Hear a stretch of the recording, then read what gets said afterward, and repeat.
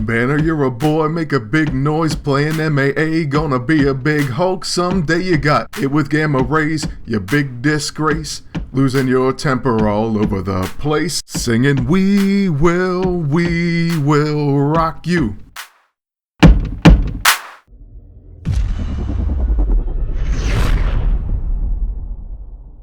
What is up, YouTube? It's Kingfisher745. And welcome to this random PvP team up of Bruce and Molly.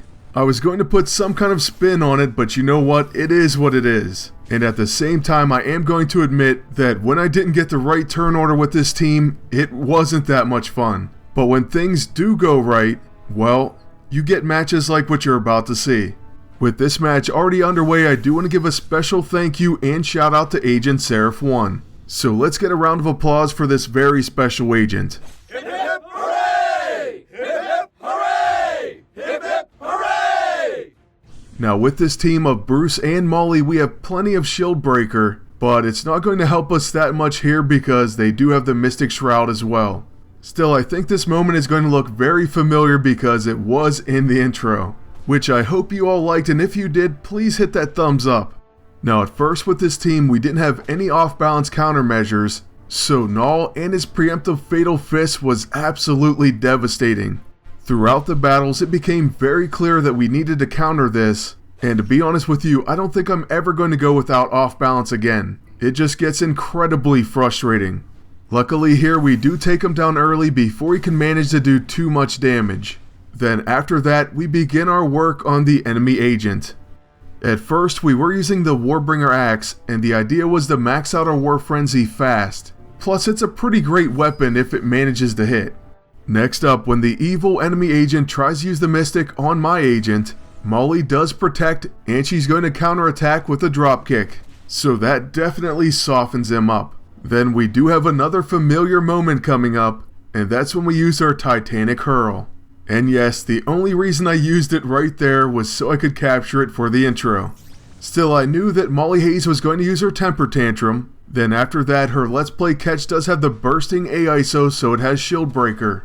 I would hate for the enemy team to keep popping shields during our tantrum, so that takes care of it right away. Then after that, we're going to try to take down Invisible Woman since she is up next. Unfortunately, every once in a while she will start evading, but I'm going to use this wind-up punch until it connects. You can bet on that. Once we land a hit on Sue, the enemy agent should only take about one hit. Still, I'm going to try to set him up with a dropkick, and okay, that's going to finish it. Alright, so bring on the next team. This one's going to be Gamora and Pestilence Beast, and the agent also has the GG prototype. Now this is very rare for me, but I actually get to go before the enemy agent.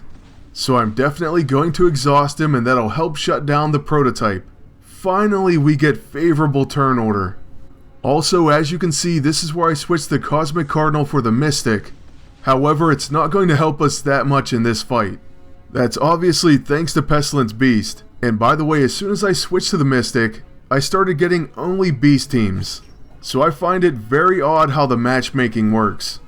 Even though, yes, in this case I did have a hand in selecting it, since I am the one clicking on the agent in practice. But I have no idea what the teams are going to be, and I still feel like most of them show up with Pestilence Beast the second I pull out the Mystic. Now the enemy agent being exhausted uses the Guardian Insignia, and that is the end of his turn. So I don't even have to deal with the GG prototype. That's obviously going to make this match considerably easier. Then with my team, I am going to concentrate on Pestilence Beast. First of all, once you drop him, you can start removing debuffs. And secondly, he isn't affected by survival training. That means he's much easier to damage right from the start. Okay, well hopefully the Warbringer axe finishes him off. And well, apparently I got a little bit excited too fast there because we don't land a hit. You know what though, in this case our backup plan happens to be Molly Hayes and her temper tantrum. So she's about to go off not only on Beast, but their entire team. Alright, first of all we start out with the Let's Play catch. And then we start using dropkick to set up wind-up punch. Well, okay, I lied because we're going to try to use wind-up punch, and I was hoping that finished off Beast. So that's what I get for not using dropkick first. We won't make that same mistake on the enemy agent, so first of all, our level 1, you just gotta dropkick him first, followed by a massive level 2 hit. But believe me, they do get bigger. Let's see if we can top it on the enemy Gamora. She's all set up, but I don't think this hit's going to be bigger. And it's not, but it's definitely a solid crit. You'll want to stick with this video because we are going to get some very big hits soon. And also we're going to fit 2 more battles in this one. That's just how Bruce and Molly do. Now in this fight, we're facing Pestilence Beast and Null, and the enemy Beast does take the first hit. But see how we have the Mystic and there's another Beast team. This time, however, we did equip the Neuro Purge, so we are ready to deal with the Breaker of Worlds. Then the Fire Tornado will definitely limit his attacks. After that, I'm going to use the Mystic on the enemy agent. And it does a huge 15k crit. Honestly, I was not expecting that. Sadly, he barely lives with 199 HP. And he gets to use the terrible Deathly Freeze Ray. And I mean terrible for us. Now with Hulk, we're actually going to use an AoE attack because we can finish off the enemy agent as well as hurt the other 2 enemies. So here we're going with the Titanic Hurl, and you know what, scratch what I said earlier. We're going to put this in the intro instead. There you go, now you've seen part of my editing process. I've let you inside the mind of the Kingfisher. Hopefully it's not too scary in there. Now with my agent, I'm going with the Dragon's Foot on Beast because I'm hoping to get a follow-up attack. We don't this time, but Molly's up next with a Temper Tantrum, followed by a Let's Play Catch. Then we're easily going to take down Null and Beast before this runs out. Maybe we'll get some 30 to 40k finishes this time, but I'm not guaranteeing anything. First the Dropkick and now the Wind-Up Punch. That's a pretty weak one, I have to admit. And then that's even weaker on Beast. Okay, remember what I said earlier about not guaranteeing? I guarantee some massive finishes this battle. Molly's going to go first, so that's epic. And we're facing a different team for once. They do have 21k health and they're using the New Mutants magic. So I gotta give them props for trying something different. After Magic uses Stepping Disc on our Hulk, we're just going to go ahead and use his level 1 on the enemy agent. I do want to try to build up a big hit from him if possible, so we're going to need those Hulk up stacks. Then unfortunately the enemy agent uses the Fire Tornado, exhausting our team. Oh, but wait, we have the Mystic. And finally we're not facing a Pestilence Beast. Well, he's going to be sad if he sees this because the AI uses the Neuro Purge as well, which means it's completely wasted on our Mystic Shroud. And then lastly, he's going to take it away and disorient us. But you know what? It did its job. With my agent, we are going to use the Neuro Purge back, but it will stick on them. And then we're going to use Fire Tornado to exhaust them.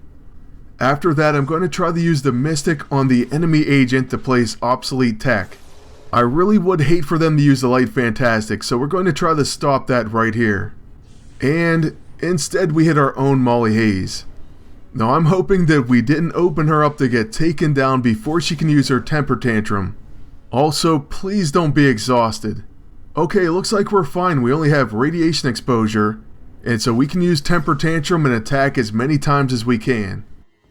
Like always, I do start with Let's Play Catch, and this one's a pretty decent damage hit.